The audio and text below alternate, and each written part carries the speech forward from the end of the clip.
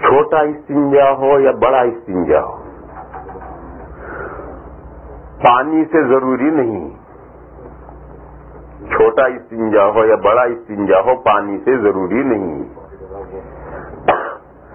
ہاں ایک مرحلہ آتا ہے، اس مرحلے میں وہ ضروری ہو جاتا ہے. وہ مرحلہ میں سمجھاؤں گا، لیکن جب تک وہ مرحلہ نہ آئے وہاں تک چھوٹا استنجا بڑا استنجا پانی سے ضروری نہیں ہے. ڈیلے سے بھی استنجا کر سکتے ہیں. پتھر ہو، مٹی ہو، کوئی بھی چیز ہو زمین کی ہو، ڈیلے سے بھی استنجا کر سکتے ہیں. اور ڈیلا اور مٹی نہ ہو تو اس کی جگہ پر دوسری کوئی بھی چیز استعمال کر سکتے ہیں. کیسی؟ اس کے لیے چند شرطیں ہیں. کل طاہر، جس چیز سے آپ استنجا کر رہے ہیں وہ پاک ہونی چاہیے. قالع للنجاست، اس میں ناپاکی دور کرنے کی ایبلٹی ہونی چاہیے. وہ لیپ کر وہاں رکھ دے، جیسے گلاس کا ٹکڑا، کپ کا ٹکڑا، اگر اس سے آپ استنجا کریں تو وہ ساری ناپاکی معلوم لپ دے گا، وہ وہاں سے کیا الگ کرے گا. تو کل طاہر قالع للنجاست غیر محترم، کوئی قابل احترام چیز نہ ہو. اگر کوئی بریڈ سے روٹی سے کرنے لگے تو نہیں، قابل احترام چیز نہ ہو. اسی پرانے زمانے میں وہ پیپر اور کاغذ جو علم کے لیے استعمال ہوتا تھا، جس پر کوئی کتاب لکھی ہوئی ہے یا لکھی جا سکتی ہے، اس سے استنجے کو ممنوع کیا گیا تھا. وہ کاغذ لکھنے پڑھنے کا کاغذ تھا، اور وہ پاک ہونی چاہیے، ناپاک نہیں ہونی چاہیے. طاہر، اگر ناپاک چیز ہے جیسے لید گوبر ہے، یہ سوکھ گیا، اس سوکھے ہوئے لید گوبر سے استنجا کرو گے، استنجا نہیں ہوگا. یا ایک ڈھیلا ہے، وہ ڈھیلا ناپاک ہے، پہلے استنجا کر رکھا ہے اس سے اور وہ ناپاک ہے، اس سے دوبارہ استنجا کرو گے، استنجا نہیں ہوگا. تو ابھی اتنی شرطیں ہیں. اتنی باتوں کو ملحوظ رکھ کر کے ایک پاک چیز ہے اور ناپاکی کو دور کر سکتی ہے، اور وہ اس کو محترم اور قابل احترام چیز نہیں ہے. ایسی کوئی بھی چیز ہو، جیسے پرانا کپڑا چیتھڑا، اس سے بھی آپ استنجا کر سکتے ہیں. یہ ٹوائلٹ پیپر ٹیشو، اس سے بھی استنجا کر سکتے ہیں. یہ کوئی محترم کاغذ نہیں ہے، یہ کوئی پڑھنے لکھنے کے لیے نہیں بنایا گیا، اور تو اسی لیے بنایا گیا. تو ایسی ہر چیز سے جو نجاست کو، پیشاب میں تو یہ دیکھنا ہے کہ نجاست کو چوسے گی یا نہیں، اور بڑے استنجے میں یہ دیکھنا ہے کہ نجاست کو صاف کرے گی یا نہیں. تو اگر یہ نجاست کو چوسنے کی اور نجاست کو صاف کرنے کی اس میں صلاحیت ہے تو کوئی بھی ایسی چیز ہو اس سے استنجا کر کے نماز پڑھ سکتے ہیں. شریعت میں درست ہے. حضور اکرم صلی اللہ تعالی علیہ وسلم کے زمانے میں عام طور پر پانی سے چھوٹا بڑا استنجا نہیں کیا جاتا تھا. حضور کے زمانے میں عام طور پر پانی سے چھوٹا بڑا استنجا نہیں کیا جاتا تھا، بلکہ ڈھیرے سے لوگ استنجا کرتے تھے عام طور پر. صرف مدینہ میں ایک قبیلہ تھا قبا میں، اس قبیلے کی یہ اچھی عادت تھی کہ اس قبیلے کا ہر آدمی، مرد و عورت، پانی سے بڑا استنجا کرتا تھا. بس ایک قبیلے کی یہ خصوصیت تھی. چنانچہ قبا کی ایک مسجد کے سلسلے میں آیات نازل ہوئی ہیں تو اس قبیلے کے بارے میں اس کی طرف اشارہ آیا کہ فیہ رجال یحبون ان یتطہروا. پہلی جو مسجد ہے اس مسجد قبا میں نماز پڑھنے والے وہ لوگ ہیں جو خوب پاک ہونا پسند کرتے ہیں. فیہ رجال یحبون ان یتطہروا. تو اس آیت کے نزول، جب آیت نازل ہوئی تو حضور نے اس قبیلے کے بعض مردوں کو، لوگوں کو بلا کر پوچھا کہ بھئی اللہ نے تمہاری تعریف کی ہے کہ تم بہت پاک ہونا پسند کرتے ہو، تو پاکی کے سلسلے میں تمہاری کیا خصوصی بات ہے، خاص بات کیا ہے؟ تو اس قبیلے نے بتلایا کہ یا رسول اللہ، ہمارے قبیلے میں زمانے جاہلیت سے یہ طریقہ چلا آ رہا ہے کہ ہم بڑا استنجا پانی سے کرتے ہیں. یعنی اسلام تو بعد میں آیا، زمانے جاہلیت سے یہ طریقہ، پورے قبیلے کی یہ ہیبٹ اور طریقہ چلا آ رہا تھا کہ قبیلے کا ہر شخص پانی سے بڑا استنجا کرے گا. تو حضور نے فرمایا یہی وہ چیز ہے جس کی اللہ نے تعریف کی. اس واقعے سے کیا معلوم ہوا کہ عرب میں پانی سے استنجا کرنا یہ عام عادت نہیں تھی، ڈھیلے سے استنجا کرتے تھے. اور بے شمار حدیثیں ہیں، حضور نے فرمایا کہ جو شخص بڑا استنجا کرنے جائے تو وہ 3 ڈھیلے لے جائے، کیونکہ 3 ڈھیلے عام عام طور پر آدمی کے لیے کافی ہو جاتا ہے. تو غرض یہ تو حضور کے زمانے میں عام طور پر پانی سے استعمال کرنے کی عادت نہیں تھی لوگوں کی, جیلا ہی استعمال کرتے تھے اور عرب میں پانی بہت کم تھا. ہاں حضور اکرم صلی اللہ تعالی علیہ وسلم پانی استعمال فرماتے تھے, بڑے استنجے میں حضور پانی استعمال فرماتے تھے. حضور کی عادت شریفہ یہ تھی. اور یہ بات معلوم ہوئی حضور کے بعد حضرت عائشہ صدیقہ رضی اللہ تعالی عنہا عورتوں کو سمجھاتی تھی کہ تم اپنے شوہروں سے کہو کہ وہ پانی سے استنجا کیا کریں, اس لیے کہ حضور اکرم صلی اللہ تعالی علیہ وسلم پانی سے استنجا کرتے تھے. میں یہ بات مردوں سے کہوں تو مجھے شرم آتی. حضرت عائشہ فرماتی تھی کہ میں یہ مسئلہ میں مردوں کے سامنے بیان کروں اور مردوں سے یہ مسئلہ میں بیان کروں مجھے شرم آتی ہے, لہٰذا یہ مسئلہ تم اپنے شوہروں کو سمجھاؤ. معلوم ہوا کہ حضور کا زمانہ چلا گیا, اس کے بعد صحابہ کے دور میں بھی لوگ ڈھیلے سے ہی استنجا کرتے ہیں, ابھی پانی سے استنجا کرنے کا رواج نہیں ہے. اور وہ بہت کم پانی کا ملک ہے, وہاں پانی اتنا رکھا تھا. آج بھی ہمارے ہندوستان میں چلے اور راجستھان کا جو علاقہ ہے اس راجستھان کے علاقے میں عام طور پر لوگ ڈھیلے استعمال کرتے ہیں. پانی اتنا صحیح نہیں نکال لائیں گے اتنا پانی. تو اس لیے شریعت میں ایسا لازم نہیں ہے کہ ہر مرتبہ چھوٹا استنجا اور بڑا استنجا لازمن پانی سے ہو اور پھر نماز پڑھی جائے, ایسا ضروری نہیں. آپ ڈھیلے سے چھوٹا استنجا کر سکتے ہیں, ڈھیلے سے بڑا استنجا کر سکتے ہیں اور اس استنجے کے بعد آپ نماز پڑھ سکتے ہیں. البتہ ایک شکل ہے کہ کسی وجہ سے ناپاکی نکلنے کی جو جگہ ہے اس جگہ سے ادھر ادھر ہٹی پھیلی تو کتنی پھیلی. جو آپ کا ڈالر کا سکہ ہے اس سکے کے بقدر پھیلی یا اس سے کم پھیلی یا اس سے زیادہ پھیلی. اس سے کم پھیلی اور اب کپڑے سے یا ٹوائلٹ پیپر سے آپ نے استنجا کر کے بالکل صاف کر دیا, لیکن بالکل صاف کرنے سے نیچے کھال تو پاک نہیں ہوئی, کھال تو بہرحال ناپاک ہے. تو اگر نوزل جتنا بڑا ہے اتنی مقدار سے کم ہے تو معاف ہے, نماز ہو جائے. اور اگر جتنا بڑا ڈالر ہے اتنی مقدار ناپاک ہو گئی ہے, چاہے اس کو پوچھ ڈالا گیا ہے لیکن اندر کھال ناپاک ہے, جب اتنی مقدار اگر ناپاک ہو گئی ہے تو اب اس کے ساتھ نماز پڑھنا مکروہ تحریمی ہے. اگر کوئی اس حال میں نماز پڑھے گا تو نماز کراہت تحریمی کے ساتھ ہو جائے گی. اور قاعدہ یہ ہے کہ ہر وہ نماز جو مکروہ تحریمی ہوئی ہے اس کا اعادہ واجب ہے. وقت کے اندر جب تک نماز کا وقت رہے وہاں تک اس مکروہ تحریمی پڑھی ہوئی نماز کو دوبارہ پڑھنا واجب ہے, اور وقت نکل جائے تو پھر اس کے بعد مستحب ہے. اور اگر ڈالر کی جتنی مقدار ہے اس سے زیادہ پھیل گئی ہے تو اب ٹوائلٹ پیپر سے, ڈھیلے سے, کپڑے سے استنجا کرنے سے کام نہیں چلے گا. اب پانی سے پاک کرنا ہی پڑے گا, دھونا ہی پڑے گا. اگر آپ دھوئے بغیر نماز پڑھیں گے نماز نہیں ہوگی.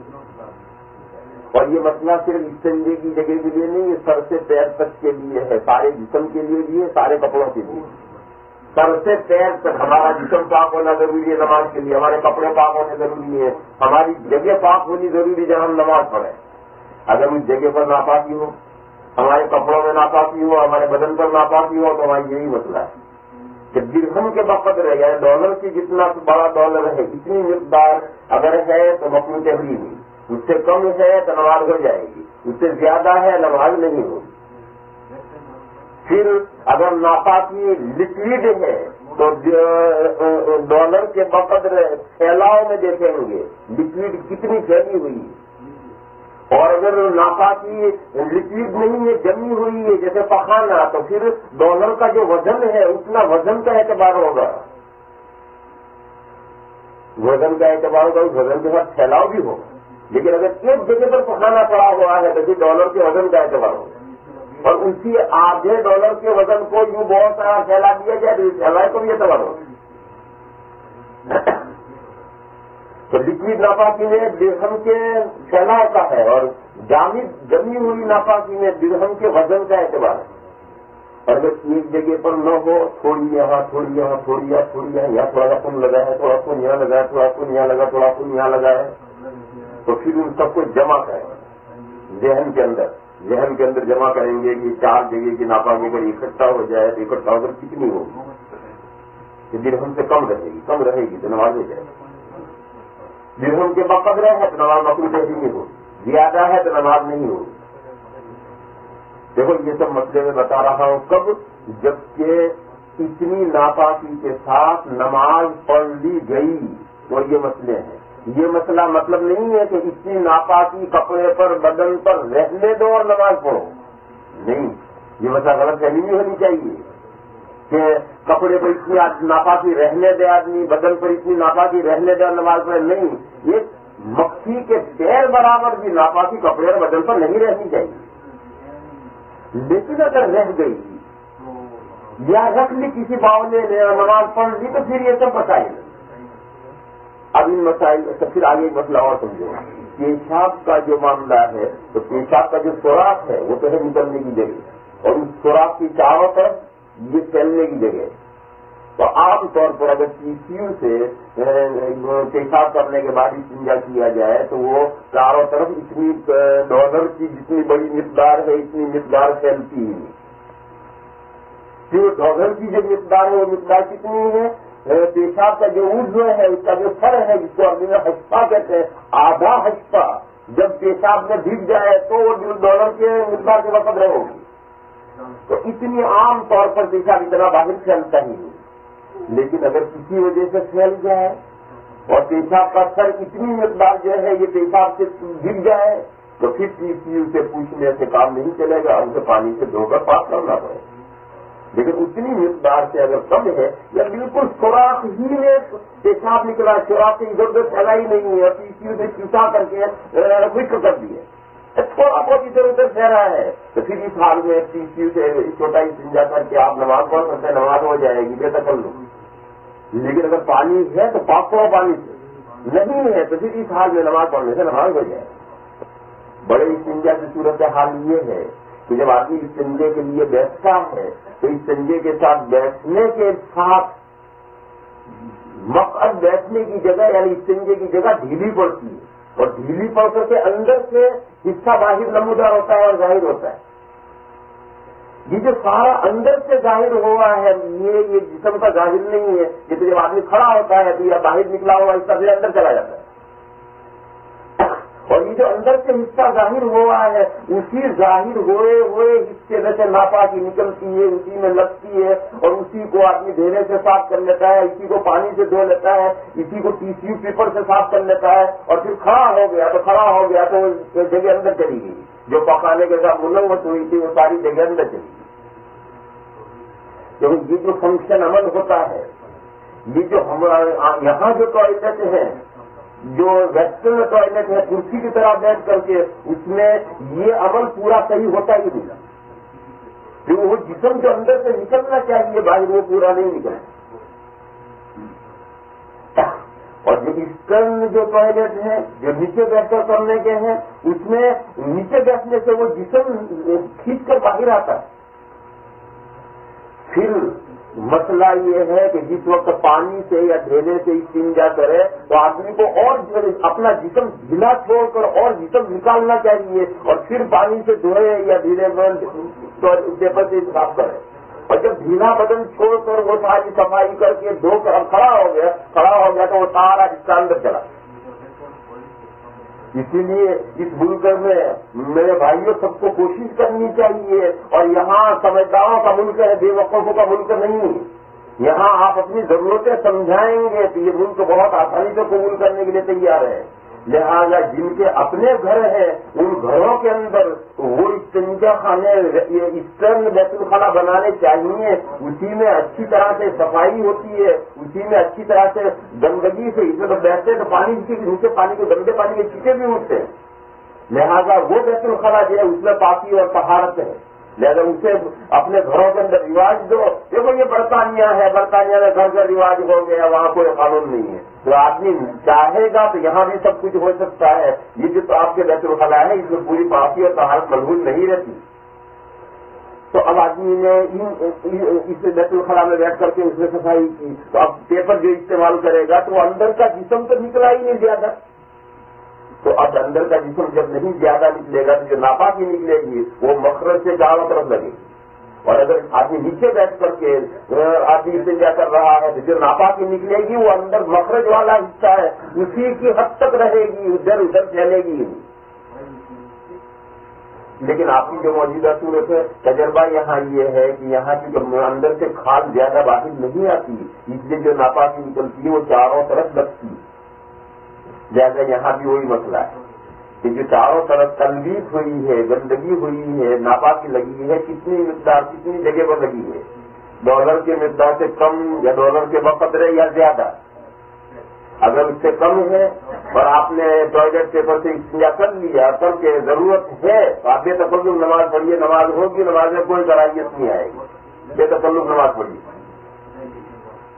ہاں اگر ضرورت نہیں ہے تو پھر پانی سے پاکی حاصل کر کے پڑھیے، لیکن اگر ضرورت ہے تو پھر وہ استنجا کر کے آپ نماز پڑھ سکتے ہیں، کوئی پریشانی نہیں۔ اور اگر درہم کے بقدر ہیں تو پھر اب نماز نہیں پڑھنی چاہیے، ابھی حال میں نماز مفروض ہی نہیں ہو۔ تو اسی طریقے سے اگر یہ صورت ہو اور نماز اس سے زیادہ مقدار ناکام ہو گئی تو پھر نماز قضا کرے گا، پاک کر کے، کپڑا پاک کر کے، بدن پاک کر کے نماز پڑھے گا۔ یہ تو ہے سب مسائل۔ اب آدمی سوچتا ہے کہ درہم کے بقدر ہے یا کم ہے یا زیادہ ہے، یہ میں کیسے اس کا اندازہ کروں؟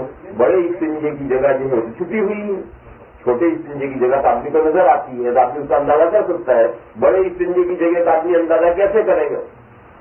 تو ایسی جگہ پر شریعت میں تحری ہوتی، جب ایک آدمی ایک جنگل میں ہونے کا نماز پڑھیں گے، قبلہ کدھر ہے اللہ جانے کدھر ہے، تو کیا کرے گا؟ تحری کرے گا، ایک اندازہ کرے گا، سوچے گا، اور سوچ کر کے اسے طے کیا کہ ادھر معلوم ہوتا ہے، کچھ قرائن کچھ علامتوں سے اسے طے کیا کہ ادھر قبلہ ہے اور اسے نماز پڑھ رہا ہے۔ نماز پڑھنے کے بعد کوئی آیا، اس نے کہا کہ جناب قبلہ تو ادھر ہے، ادھر ہے، ادھر ہے، تو اس نے جس جانب نماز پڑھی تھی وہ نماز ہو گئی، نماز لوٹانے کی ضرورت نہیں ہے، اس کی نماز ہو گئی۔ تو معلوم ہوا کہ جب قبلہ معلوم نہیں ہے تو مدار تحری پر ہے، تو اب یہ بڑے استنجے کی جگہ ہمیں نظر نہیں آتی، وہاں ناپاکی پھیلی ہے، یہ تو بات معلوم ہے کہ پھیلی یا نہیں پھیلی، یہ کیسے اندازہ کریں گے؟ یہ بھی تحری کرو، سوچو۔ پھر سوچنے میں یہ آیا کہ ناپاکی پھیلی ہے تو پھر اب سوچو کتنی پھیلی ہے۔ آدمی کے خیال میں آیا کہ یہ درہم کے بقدر ہوگی یا کم ہوگی یا زیادہ ہوگی، جو آپ کی تحری میں آتا ہے اس پر مسئلہ ہے۔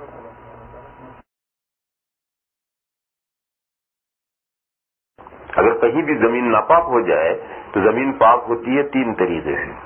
ایک تو طریقہ ہے کہ ناپاک ہوگی زمین پانی سے دھو ڈالو، دوسرا طریقہ یہ کہ زمین ناپاک خشک ہو جائے دھوپ سے، اور تیسرا طریقہ ہے کہ ناپاک زمین خشک ہو جائے ہوا سے۔ اور ان دونوں صورتوں میں اتنی خشک ہو گئی کہ جو ناپاکی اس زمین پر گری تھی اس کا رنگ، بو، مزہ، تینوں چیزیں باقی نہیں رہی تو وہ زمین مٹی پاک ہو گئی۔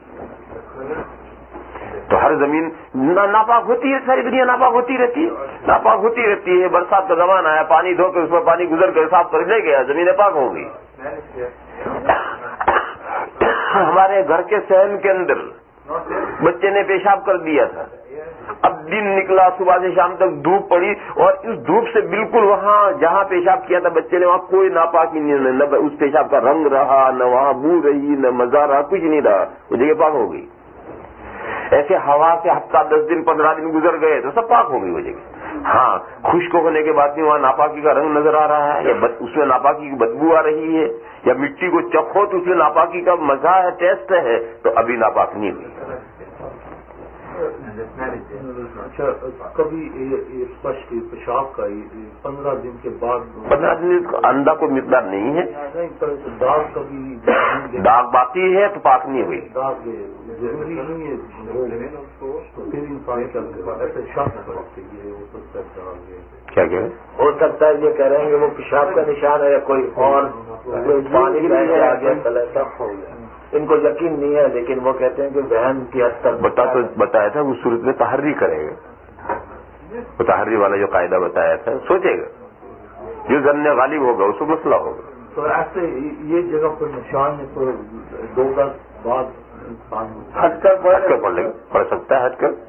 ٹھیک وہ جگہ جہاں گرا ہوا وہی ناپاک ہے, اس سے 1 انچ ہٹی ہوئی, آدھا انچ ہٹی ہوئی, وہ ناپاک نہیں.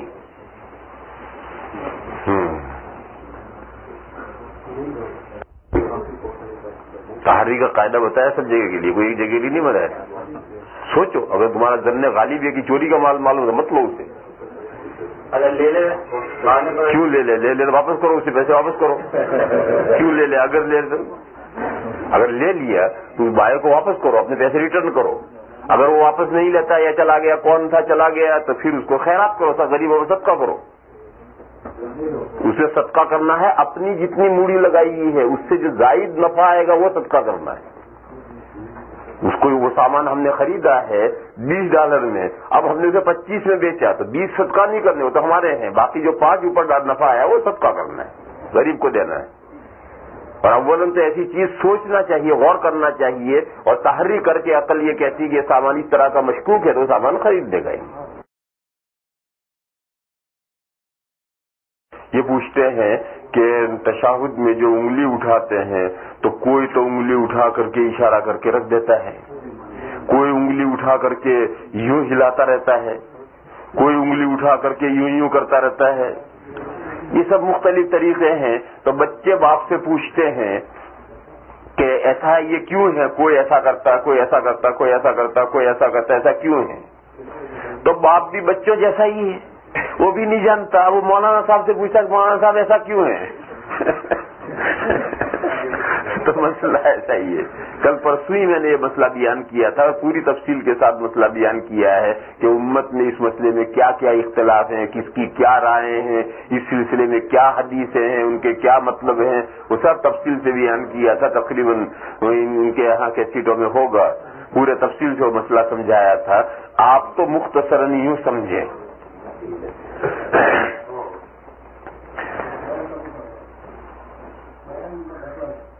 کہ یہ جو عمل کرنے والے ہیں وہ اس مسئلے میں کچھ باتیں تو حدیث میں نہیں ہیں. حدیث میں اشارہ کرنے کا ہے, لیکن اشارہ کس وقت کیا جائے, کس وقت ختم کیا جائے, یہ بات حدیثوں میں نہیں ہے.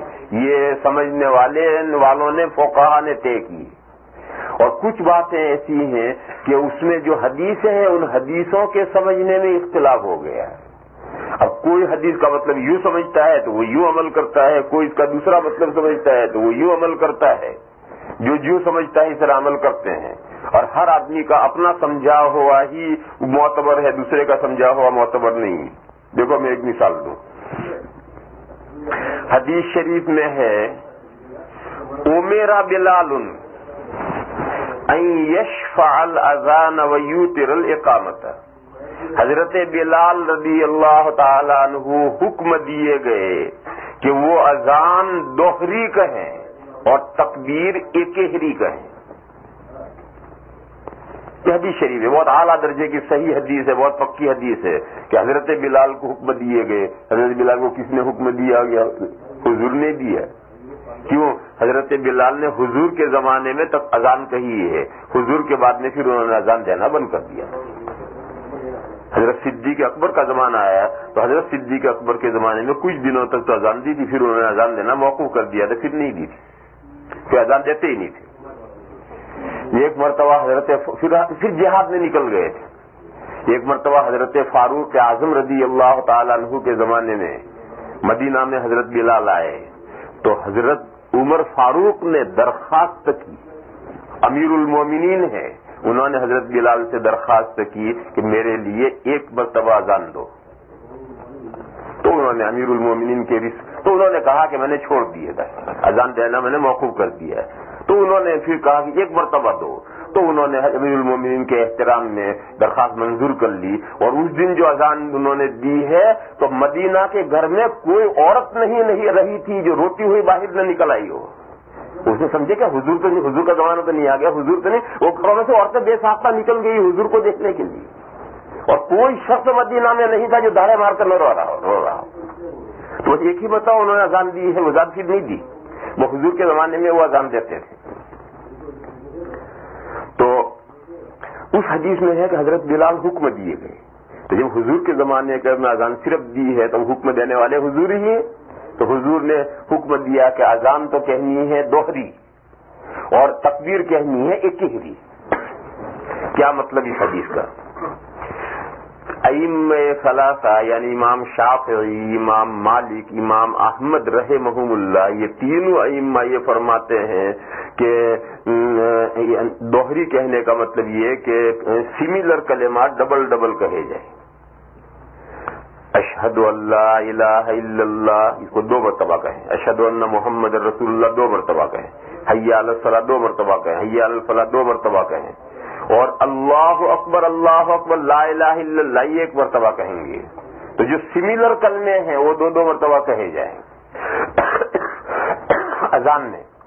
تو تکبیر میں جو یہ سملر کلمے ہیں یہ 1 مرتبہ کہے جائیں. یعنی اشہد ان لا الہ الا اللہ، اشہد ان محمد رسول اللہ، حی علی الصلاح، حی علی الفلاح، اور قد قامت الصلاۃ 2 مرتبہ کہیں گے. اب یہ مطلب ائمہ ثلاثہ نے سمجھا اور اس پر وہ عمل کرتے ہیں. جہاں بھی ہوتے ہیں وہ اسی طرح سے تکبیر کہتے ہیں. حنفیہ امام ابو حنیفہ علیہ الرحمہ یہ فرماتے ہیں کہ اس حدیث کا یہ مطلب ہی نہیں، بلکہ اس حدیث کا مطلب یہ ہے کہ اذان میں جو سملر کلمے ہیں وہ 2 سانس میں الگ الگ 2 سانسوں میں کہے جائیں، اور تکبیر میں جو سملر کلمے ہیں وہ 1 سانس میں کہے جائیں. دونوں ملا کر 1 سانس میں کہے جائیں، الگ الگ سانس میں نہ کہیں.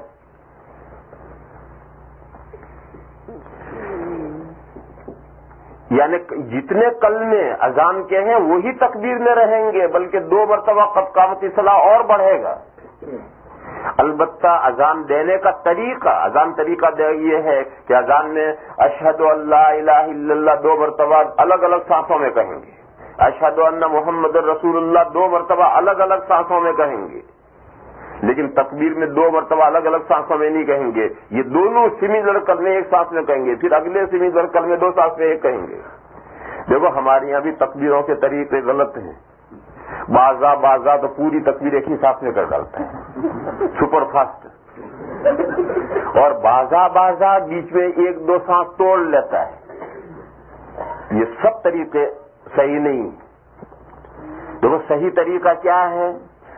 سب سے پہلے جو سملر کلمے ہیں وہ اللہ اکبر ہے، وہ 4 مرتبہ ہے. 4 مرتبہ اللہ اکبر، یہ سب سملر کلمے ہیں، لہذا یہ 1 سانس میں کہیں گے. تکبیر ساتھ 1 سانس میں کہے گا اور ہر ایک کے آخر میں جزم آئے گا، اعراب ظاہر نہیں ہوگا. یوں کہے گا اللہ اکبر اللہ اکبر اللہ اکبر اللہ اکبر. اب سانس لے گا اللہ اکبر اللہ اکبر، راہ پر پیش نہیں. تمام کلمے آخر میں جزم آئے گا اور جزم کے ساتھ 4 کلمے پڑھ کر کے سانس لے گا اللہ اکبر اللہ اکبر اللہ اکبر اللہ اکبر، یہاں سانس لے گا. پھر جو آگے سملر کلمے ہیں ان کو 1 سانس میں کہے گا اشہد ان لا الہ الا اللہ، اشہد ان لا الہ الا اللہ. اب سانس لے گا. پھر 2 مرتبہ اشہد ان محمد رسول اللہ کہہ کر سانس لے گا. پھر 2 مرتبہ حی علی الصلاح کہہ کر سانس لے گا. پھر 2 مرتبہ حی علی الفلاح کہہ کر سانس لے گا. پھر اس کے بعد میں جو 2 مرتبہ قد قامت الصلاۃ کہنا ہے وہ 1 سانس میں نہیں کہے گا، وہ 2 سانس میں کہے گا، کیونکہ اصل یہی ہے، تکبیر کی اصل یہ ہے.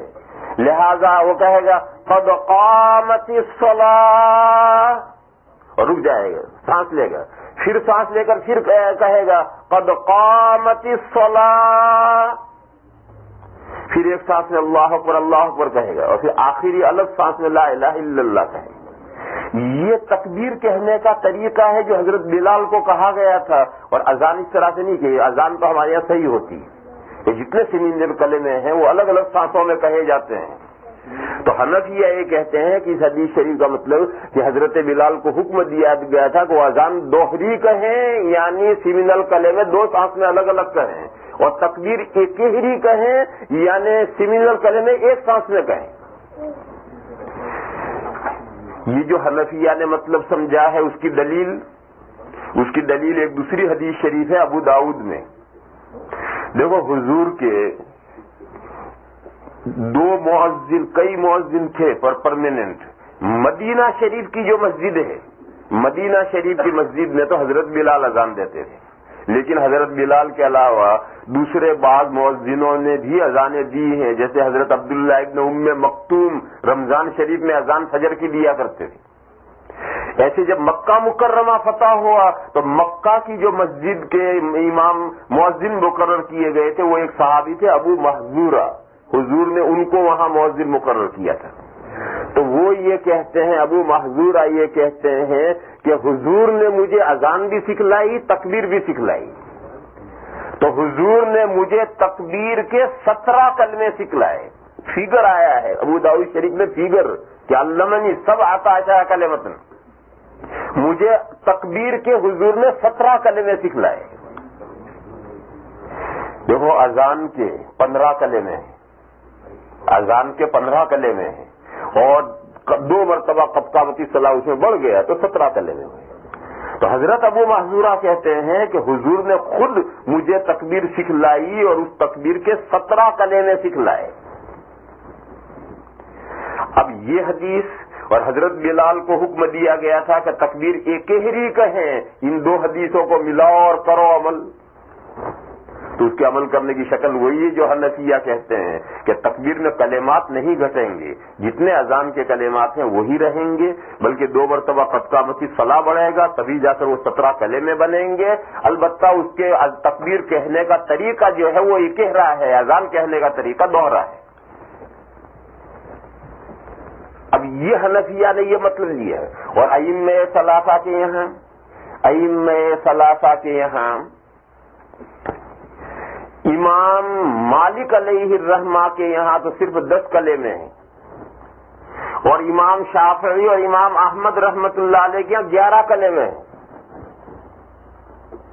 और ये इख्तिलाफ यूं हुआ है कि शुरू में जो अल्लाहु अकबर है 4 मरतबा, ये कितनी मरतबा कहेंगे? तो इमाम शाफी और इमाम अहमद कहते हैं कि ये 4 मरतबा कहेंगे, इसमें घटेंगे नहीं। अल्लाहु अकबर अल्लाहु अकबर अल्लाहु अकबर अल्लाहु अकबर तो 4 मरतबा रहेगा। और आगे फिर अशहदु अल्ला इलाहा इल्लल्लाह 1 मरतबा, अशहदु अन्ना मुहम्मद रसूलुल्लाह 1 मरतबा, ऐसे चलेगा। बाकी ये अल्लाहु अकबर 4 मरतबा रहेगा। तो 4 ये हुए, 4 अल्लाहु अकबर हुए, 2 शहादतैन 6, 2 है अलतैन 8 और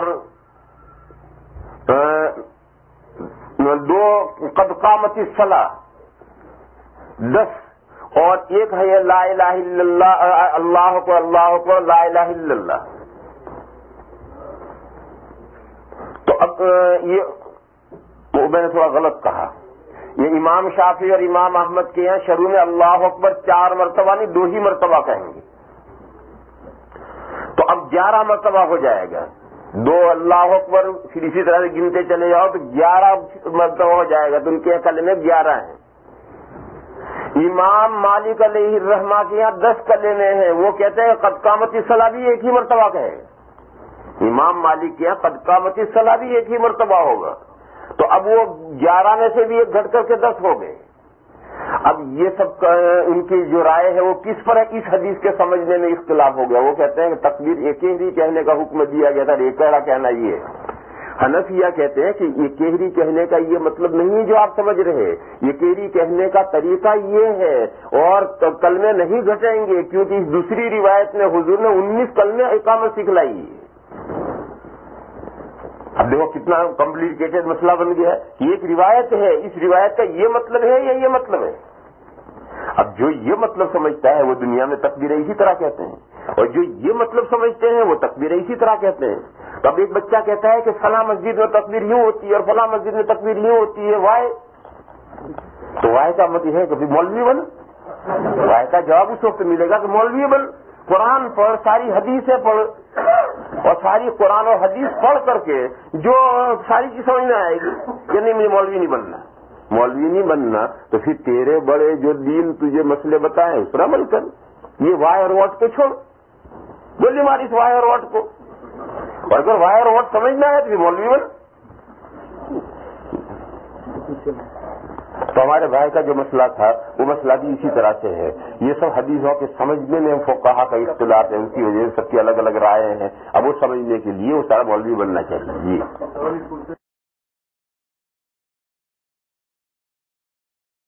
ٹھیک ہے, ان کا سوال. سب کو ایک درجے میں تکلیف نہیں ہوتی ہے, کم و بیش ہوتی ہے. سب کو جب روح بدن سے نکلتی ہے تو سب کو ایک درجے کی تکلیف نہیں ہوتی ہے, کم و بیش ہوتی ہے.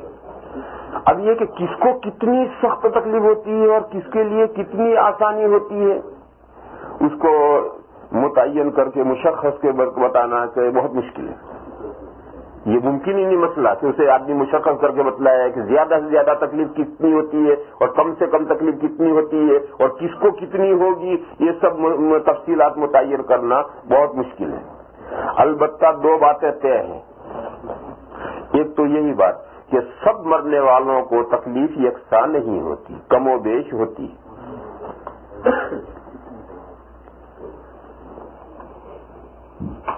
حدیث شریف میں ہے, ایک لمبی حدیث ہے, حضور پاک صلی اللہ تعالی علیہ وسلم نے ارشاد فرمایا کہ جو اللہ سے ملنے چاہتا ہے اللہ بھی اس سے ملنا چاہتے ہیں, اور جو اللہ سے ملنے کو ناپسند کرتا ہے اللہ بھی اسے ملنے کو ناپسند کرتا ہے. من احب لقاء اللہ احب اللہ لقاءہ ومن کرہ لقاء اللہ کرہ اللہ لقاءہ. تو حضرت عائشہ صدیقہ رضی اللہ تعالی عنہا نے سوال کیا کہ یا رسول اللہ, ہم میں سے ہر شخص موت سے تو ڈرتا ہے اور موت آئے بغیر اللہ سے ملاقات ہو نہیں سکتی. تو اس کا مطلب یہ ہوا کہ ہر آدمی اللہ سے ملنے سے ڈرتا ہے. خلاصہ تو یہی نکلا کہ ہر آدمی اللہ سے ملنے سے ڈرتا ہے, کیونکہ بیچ میں بریج ہے موت, اس بریج پر گزرے بغیر اللہ سے مل نہیں سکتا, اور یہ بریج بڑا خطرناک ہے. تو حضرت حضور نے حضرت عائشہ سے فرمایا کہ عائشہ ایسا نہیں ہے کہ ہر آدمی موت سے ڈرتا ہو, ایسا نہیں ہے. یہ تو ایک عام جو زندگی ہے اس میں تو ایسا ہی ہے کہ ہر آدمی موت سے ڈرتا ہے, لیکن جب موت کا وقت قریب آتا ہے اور سکرات شروع ہوتی ہے اور فرشتے نمودار ہوتے ہیں اور فرشتے آ کر کے مومن کو خوشخبریاں سناتے ہیں, تو مومن کی روح جسم میں سے نکلنے کے لیے بے تاب ہو جاتی ہے, پھڑکتی ہے کیسے نکلوں.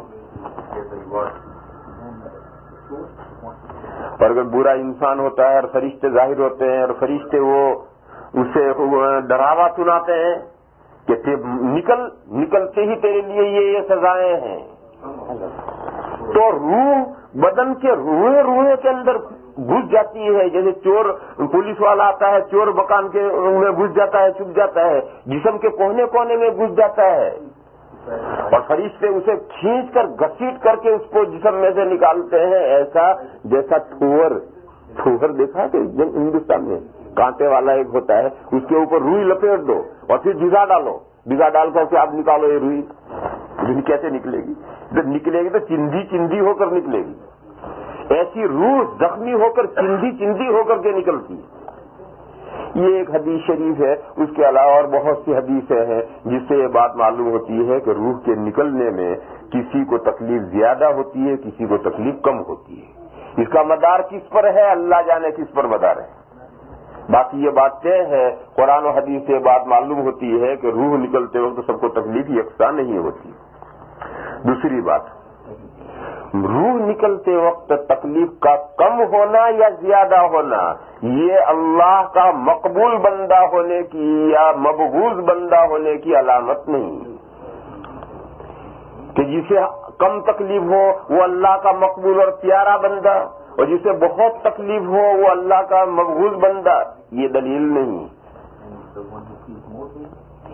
دیکھو, اللہ کا سب سے پیارا بندہ کائنات میں حضور اکرم صلی اللہ تعالی علیہ وسلم سے زیادہ کوئی محبوب نہیں, مگر خود حضور کو موت کے قریب میں سکرات میں جو تکلیف تھی وہ اتنی تکلیف تھی کہ حضور پاس میں کٹورا ٹھنڈے پانی کا بھرا رہتا تھا, حضور بار بار ہاتھ پھرا بھگاتے تھے اور اپنے جسم پر ملتے تھے وہاں سے, اور یہ فرماتے تھے کہ اللہم اعنی علی سکرات الموت, اے اللہ موت کی سختیوں میں میری مدد فرما. یعنی ہمت اور قابو سے, برداشت سے باہر ہو رہی تکلیف, برداشت سے تکلیف باہر ہو رہی ہے, ایسے ہی موقع پر اللہ تعالیٰ سے مدد آدمی مانگتا ہے جب آدمی تو بار بار یہ دعا فرماتے تھے کہ اللہم اعنی علی سکرات الموت، میرے مولا موت کی سختیوں میں میری مدد فرما۔ دوسری حدیث یہ ہے، حضرت عائشہ یہ فرماتی ہیں کہ پہلے تو میں کسی کی آسان موت دیکھتی تو میرے دل میں رشک پیدا ہوتا کہ دیکھو کتنا آسانی سے اس کی روح نکل گئی، کاش اللہ کرے میری روح بھی اتنی آسانی سے نکل جائے، ایسا میرے دل میں جذبہ اور رشک پیدا ہوتا تھا۔ لیکن حضور اکرم صلی اللہ تعالی علیہ وسلم کی موت کی سختیاں جب سے میں نے دیکھی ہیں اس دن سے میں نے یہ تمنا چھوڑ دی، کیونکہ حضور کا انتقال ہوا تھا حضرت عائشہ کی تھوڑی اور سینے کے بیچ میں۔ حضرت عائشہ بیٹھی تھی اور حضور ان کے سینے سے ٹیک لگا کر کے انہوں نے اپنے سینے سے سہارا دے رکھا تھا، اور وہی حضرت عائشہ کے سینے پر لیٹے لیٹے حضور کا وہی روح نکلی اور وہی روح قبض ہوئی، وفات ہوئی۔ اور بالکل آخری جو تھا تکلیف میں حضور حضرت عائشہ کے سینے سے ٹیک لگا کے لیٹے ہوئے تھے، اور حضرت عبد الرحمن آئے، حضرت عائشہ کے بھائی ہیں، وہ کہیں سے آئے، ہاتھ میں ان کے مسواک تھی، تو حضور ان کی طرف، ان کی مسواک کی طرف ٹک ٹکی باندھ کر دیکھنے لگے۔ تو حضرت عائشہ نے پوچھا کہ یا رسول اللہ آپ مسواک فرمانا چاہتے ہیں؟ تو حضور نے اشارے سے کہا جی۔ تو حضرت عائشہ نے حضرت اپنے بھائی کے پاس سے وہ تازی جنگل میں سے مسواک کاٹ کے لائے تھے، تو وہ مسواک لے کر کے حضرت عائشہ نے اپنے دانتوں میں اسے دبایا اور اس کو باریک کیا اور خوب ملتی رہی اور نہایت ملائم نرم کر کے پھر وہ مسواک حضور کو دی بغیر دھویا نہیں، حضرت عائشہ نے جو اسے چبایا ہے اسی چبا ہوا وہ مسواک حضور کو دی، تو حضور نے وہ مسواک لے کر کے مسواک فرمائی اور مسواک کر کے وہ مسواک حضرت عائشہ کو واپس دی، تو حضرت عائشہ نے وہ مسواک لے کر خود کی، دھوئی نہیں، اس سے پہلے حضرت نے خود کی۔ تو حضرت عائشہ بیان کرتے اپنے فضائل میں کہ میری اور حضور کی زندگی کے آخر میں میرا تھوک حضور کے تھوک کے ساتھ ملا ہے اور حضور کا تھوک میرے تھوک کے ساتھ ملا ہے۔ بس یہ مسواک دے دی، حضرت عائشہ نے مسواک کر کے رکھ لی اور حضور نے یوں آسمان کی طرف دیکھا اور فرمایا اللہم الرفیق الاعلی، اور آنکھ بند ہو گئی۔ فرمایا کہ میں عالم بالا میں جانا چاہتا ہوں، عالم بالا میں جاتا ہوں، اے اللہ میں عالم بالا میں جانا چاہتا ہوں، اوپر کے عالم میں جانا چاہتا ہوں۔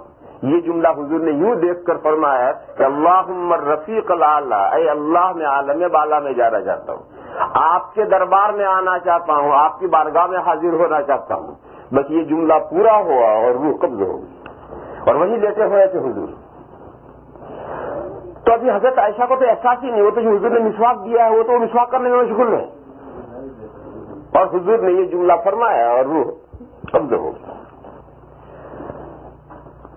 تو پھر ان کو یاد آیا کہ حضور زندگی میں یہ بات بتلایا کرتے تھے کہ ہر نبی کو روح نکالنے سے پہلے اللہ کی طرف سے اختیار دیا جاتا ہے فرشتے کے ذریعے سے کہ آپ دنیا میں رہنا چاہتے ہیں، اللہ کے یہاں آنا چاہتے ہیں۔ اگر نبی کہے کہ مجھے نبی دنیا میں رہنا چاہتا ہوں میں، تو رہنے دیا جائے گا، مگر کوئی نبی نے کبھی ایسا کہا ہی نہیں، کون دنیا میں رہے گا؟ اور جب نبی کہے کہ نہیں مجھے اللہ کے یہاں جانا چاہتا ہے، تو تب اس کی یہ گویا اس کی طرف پرمیشن اجازت ہوئی، تب فرشتہ روح قبض کرے گا۔ تو حضرت عائشہ فرماتے ہیں کہ اب ہمیں یاد آیا کہ جو حضور نے فرمایا اللہم الرفیق الاعلی، یہ حضور کو اللہ کی طرف سے اختیار دیا گیا ہے کہ آپ دنیا میں رہنا چاہتے ہیں، ہمارے یہاں آنا چاہتے ہیں۔ تو حضور نے جواب دیا کہ اے اللہ میں تو آپ کی بارگاہ میں آنا چاہتا ہوں۔ بس یہ جواب نکلا اور روح قبض ہو گئی۔ تو حضرت عائشہ حضور کو اپنے سینے سے لگائے کر معلوم نہیں کب سے بیٹھی ہوں گی، تو اس وقت کی جو تکلیفیں حضور کی آخری سکرات کی تھی وہ سب حضرت عائشہ کی نظروں کے سامنے تھی۔ تو فرماتے ہیں کہ جب سے میں نے حضور کی موت دیکھی ہے اور اس موت کی سختیاں دیکھی ہیں، اگر میں کسی کی آسان موت دیکھتی ہوں تو مجھے کوئی رشک نہیں آتا، کوئی ربکہ نہیں ہوتا، اسے معلوم ہوا کہ موت کا آسانی سے آ جانا یہ مقبول ہونے کی دلیل نہیں ہے، موت کے وقت سختی ہونا یہ کوئی مقبول ہونے کی دلیل نہیں ہے۔ اللہ کے بہترین بندوں کو موت کے وقت سختیاں پیش آتی ہے اور کافر آسانی سے ہی مر جاتا ہے، ایسا کبھی کبھی ہوتا ہے۔ بلکہ ایک حدیث شریف ہے جو سنی ہوگی آپ حضرات نے، حضور نے فرمایا کہ ان المؤمن یموت بعرق الجبین، ان المؤمن یموت بعرق الجبین، مسلمان ماتھے کے پسینے سے مرتا ہے۔ ماتھا ایک گجرات میں کپاڑ کہتے ہیں، اردو میں اس کو ماتھا کہتے ہیں، اردو میں ماتھا اس کو کہتے ہیں جو سجدے میں ہم زمین پر رکھتے ہیں، اس کو ماتھا کہتے ہیں، اور اس پورے کو سر کہتے ہیں، یہ سر ہے، اردو میں اس کو سر کہتے ہیں اور اس کو ماتھا کہتے ہیں، اور گجراتی میں یہ سارا ماتھا ہے، جس کو سر کہتے ہیں اسے گجراتی میں ماتھا کہتے ہیں، اس لیے میں الگ کر رہا، اردو میں ماتھا اس کپاڑ کو کہتے ہیں۔ تو حدیث شریف میں یہ ہے کہ اس ماتھے مومن کی موت آتی ہے ماتھے کے پسینے سے۔ اس حدیث کا کیا مطلب؟ اس کا مطلب بھی علماء نے دو مطلب بیان کیے۔ ایک مطلب تو یہ عام طور پر جو لوگوں میں مشہور ہے وہ یہ مطلب ہے کہ روح نکلتے ہی فوراً ماتھے پر پسینہ ظاہر ہو، اتنا کہ آپ ہاتھ یوں کر کے لیں تو آپ کے ہاتھ پر ہاتھ دکھ جائے، اتنا کم سے کم اتنا پسینہ ماتھے پر ظاہر ہو جائے تو یہ اس کے مومن ہونے کی سائن ہے کہ یہ شخص مومن ہے۔ ایک تو مطلب اس کا یہ ہے جو عام طور پر ہے۔ دوسرا مطلب جو علماء کرام نے بتلایا کہ نہیں، موت کے وقت ماتھے پر پسینہ ظاہر ہونا کوئی ضروری نہیں ہے، اور یہ تو اس حدیث کا مطلب یہ ہے کہ مومن کو موت کے وقت میں دوسروں کی بنسبت زیادہ سختی ہوتی ہے، اور ماتھے کا پسینہ یہ سخت پریشانی سے تعبیر ہے کہ یہ سب کہتے ہیں محنت کر کے کماتے ہیں، آدمی کہتا ہے یہ تو میں نے گاڑھے پسینے سے کمایا ہے، تو کہیں پسینہ پتلا اور گاڑھا ہو، سب کا پسینہ ایک جیسا ہوتا ہے، کسی کا پتلا اور کسی گاڑھا کے معنی ہے زیادہ، تو کسی کا پسینہ پتلا اور کسی کا زیادہ تھوڑا ہی ہوتا ہے، سب کا پسینہ پانی جیسا ہوتا ہے، اور محاورے میں کہتے ہیں میرے گاڑھے پسینے کی کمائی ہے، تو خون تو گاڑھا ہوتا ہے لیکن پسینہ کب سے گاڑھا ہونے لگا؟ یہ کہیں گے کہ یہ زبان کے محاورے ہیں، اور یہ کہنا ہے کہ میں نے سخت محنت کر کے کمایا ہے۔ تو اسی طریقے سے یہ ماتھے سے پسینہ نکلنا جس حال میں بھی ہو، آج تو کڑاکے کی سردی پڑ رہی ہے، اس کڑاکے کی سردی میں بھی موت آئی، مزدوری کا کوئی محنت کا کام کرو، سخت محنت کا کام تو پسینہ نکل آئے گا، تو سخت محنت جو ہے اس کے نتیجے میں پسینہ نکلتا ہی ہے۔ تو ماتھے کے پسینے سے مومن مرتا ہے، یعنی مومن کو دوسرے لوگوں کی بنسبت مومن کو موت کے وقت میں سختیاں اور پریشانیاں زیادہ ہوتی، آسانی جو ہے کافر کو ہوتی، گنہگار کو ہوتی ہے، جتنا نیک اور صالح اور اچھا ہوگا اسے موت کے وقت میں پریشانیاں زیادہ ہوں گی۔ اس سے بھی معلوم ہوا کہ کوئی یہ ضروری نہیں ہے کہ نیک آدمی کی موت آسان ہو اور برے آدمی کی موت سخت ہو، ایسا کوئی ضروری نہیں ہے۔ البتہ یہ بھی کوئی قاعدہ کلیہ نہیں ہے کہ ہر نیک کو سختیاں زیادہ ہو اور ہر برے کو کم ہو، یہ بھی کوئی قاعدہ کلیہ نہیں ہے۔ اس لیے اس سلسلے میں کوئی قاعدہ کلیہ نہیں ہے، بس دو ہی باتیں ہیں۔ ایک تو ہے کہ موت کے وقت میں لوگوں کے احوال کے اعتبار سے کسی کو کم تکلیف ہوتی ہے، کسی کو زیادہ تکلیف ہوتی ہے، یہ چیز قرآن حدیث سے دلائل سے ثابت ہے۔ دوسری بات یہ کہ تکلیف کا کم اور زیادہ ہونا یہ نیک اور برا ہونے کی علامت نہیں ہے، اس میں اور بہت سی حکمتیں اور مصلحتیں ہوتی جس کے پیش نظر ایسا ہوتا ہے۔ بہت اچھا، سبحان اللہ، نستغفر اللہ۔